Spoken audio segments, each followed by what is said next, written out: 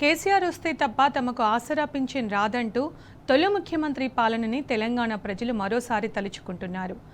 జాతీయ వృద్ధుల దినోత్సవం సందర్భంగా ఆదిలాబాద్ జిల్లా ముఖరకి గ్రామంలో ఆయన చిత్రపటానికి దండాలు పెడుతూ కాంగ్రెస్ సర్కారు పింఛన్ ఇవ్వకుండా మోసం చేసిందని వృద్ధులు ఆవేదన వ్యక్తం చేశారు. కాంగ్రెస్ అధికారంలోకి వచ్చి 3 ఏళ్లు కావస్తున్నా వృద్ధులకు పింఛన్ ఇవ్వకుండా మోసం చేస్తుందని దుయ్యబట్టారు. డిసెంబర్ 9న పింఛన్ 4000 చేస్తానని హామీ ఇచ్చి రేవంత్ మోసం చేశాడని, ఇప్పుడు కొత్త పింఛన్ అప్లికేషన్ అంటూ వృద్ధులకు అప్లై చేసే అవకాశం లేకుండా చేశాడని మండిపడ్డారు.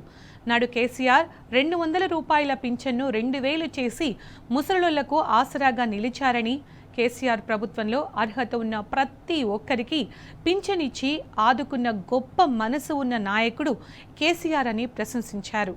తమ బతుకులు బాగుపడాలంటే మళ్లీ కేసీఆరే రావాలంటూ నినాదాలు చేశారు. మళ్లీ కేసీఆర్ అధికారంలోకి వస్తే తప్ప వృద్ధులకు ఆసరా పింఛన్ రాదని కేసీఆర్ చిత్రపటానికి దండాలు పెడుతూ ఆవేదన వ్యక్తం చేశాడు వృద్ధుడు. అప్లికేషన్ స్టార్ట్ అయినాయి. అయితే దాంట్లో వృద్ధుల పెన్షన్ కానీ బీడీ కార్మికులకు పెన్షన్ కానీ దాంట్లో ఆప్షన్ ఇవ్వలేదు. చాలా అన్యాయం. ఎందుకంటే వెంటనే చాలా గ్రామాలలో ఎంతో మంది వృద్ధులు వాళ్లకు గోళీలు కావచ్చు, వాళ్లకు హాస్పిటల్ సమస్య కావచ్చు, లేకుంటే వాళ్ళ ఎన్నో చిన్న చిన్న సమస్యలు ఉంటాయి. మరి వాళ్లకు వృద్ధులు 3 సంవత్సరాల నుంచి ఎదురు చూస్తున్నారు.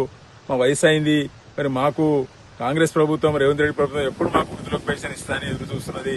మరి ఎవరైతే బీడీ కార్మికులు మహిళలు ఉన్నారో వాళ్ళు కూడా మరి 3 సంవత్సరాల హామీ ఇచ్చి మరి మాకు ఎప్పుడు పెన్షన్ ఇస్తారో అని వాళ్ళు ఎదురు చూస్తున్నారు.